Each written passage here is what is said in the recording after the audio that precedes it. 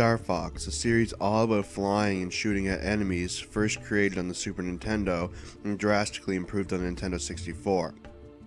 Rare, a British game developer responsible for some of the Nintendo 64's greatest games, such as Conker's Bad Fur Day. The two meet in Star Fox Adventures, and the result is a Star Fox game more like The Legend of Zelda. Can Star Fox fight as well on land as he does in the cockpit, or should he leave the adventuring to the adventurer?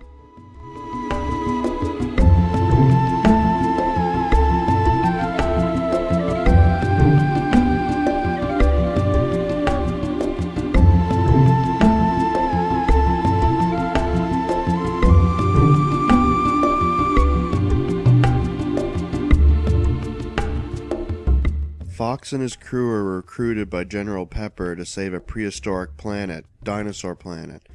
It's a delicate planet in bad shape. Pieces of the planet are now floating in the planet's orbit rather than attached to the Earth. Fox has been instructed to abandon both his R-Wing and his blaster.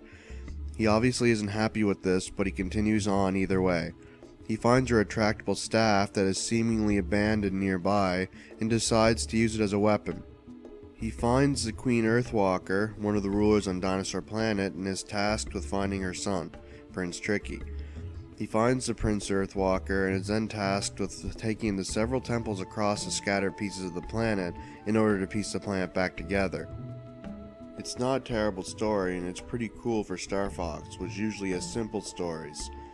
It's very much like The Legend of Zelda, seeing as it's inspired by it from a gameplay point of view, and Rare is good at taking an idea and turning it into their own. This is not surprising. Overall, it's a fun ride to see what happens.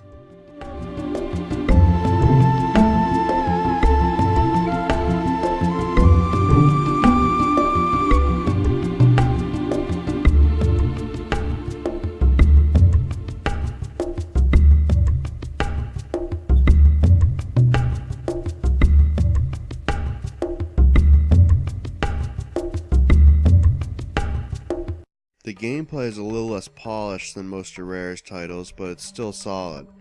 It plays a lot like The Legend of Zelda. You target enemies and fight them with your staff, which Fox seems to be very skilled with. The combat is as simple but looks more flashy. You run around and collect items, maps, and keys to progress. Instead of items in each dungeon, you get different powers that are mostly used for progression. The dungeons are designed in a similar way to Zelda's as well. There are large puzzles and enemy gauntlets that end in a boss fight. If you played Zelda, then you know how this plays. The main difference is the overall lack of polish. Fox's jumps are slow and floaty, his running can feel strange, and the world is very strangely designed. He can't move while defending in combat either, making defense less of a factor. The game is quite long, even though there are about half the dungeons in Ocarina of Time. You can find items that raise your life, similar to Zelda, and there are plenty of secrets to find in the world, many of which require Tricky to reach. Tricky can do various things, such as digging or blowing fire, that allows you to reach areas you couldn't before. There are also challenges required to complete the story, the Krazoa Spirits. You find these scattered around the world, and a challenge needs to be completed to obtain them. When they are obtained, you need to take them back to Krazoa Palace. This area, and the Krazoa in general, give off a very Metroid feel, similar to the Chozo artifacts in Metroid Prime. Overall, even though it is very unpolished, it's still an enjoyable game. If you like Zelda, you should enjoy this.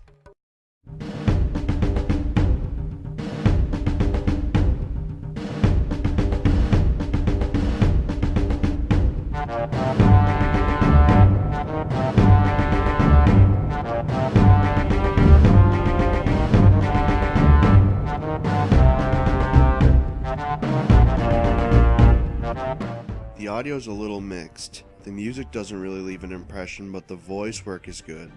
It's similar to Conker's Bad Fur Day in that the Rare employees voice the characters themselves. It can sound a little goofy and the dinosaur language can sound a little cheesy, but Rare did a good job voicing Fox at the very least.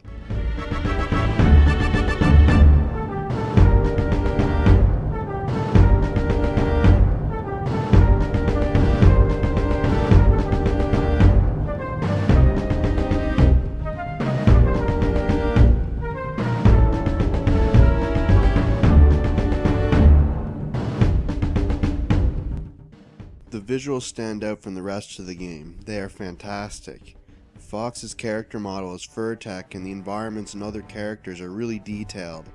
The animations are a little rigid, which seems to be pretty common in this time, but Fox's animations are great. The environments are nice and varied, detailed, and full of items to break and enemies to fight. Some areas are so large and detailed that it's surprising that there are no forced loading screens. Rare definitely knows how to get the most out of whatever console they are working on.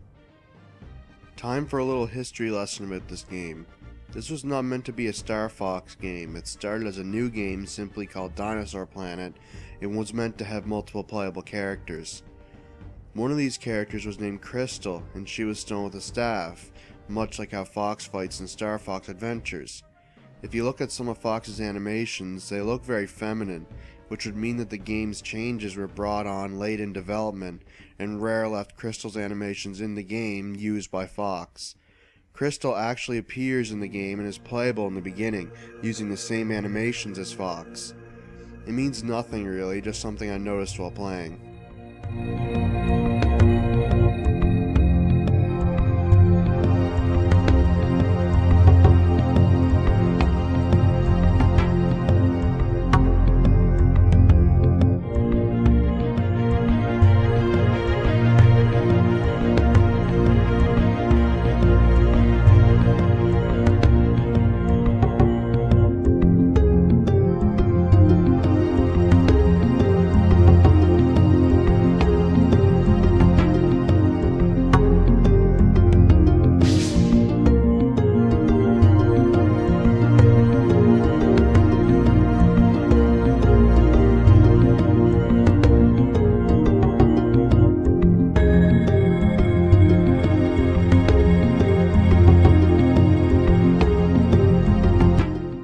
Overall, if you like Zelda, then you should take a look at Star Fox Adventures. It's nothing other than a Zelda game developed by Rare. It's not as polished as any 3D Zelda game, but still a fun and great looking game with an interesting story. Sure, some of the voice acting is a little cheesy sometimes and the music doesn't really stand out, but the Zelda formula works even with Star Fox.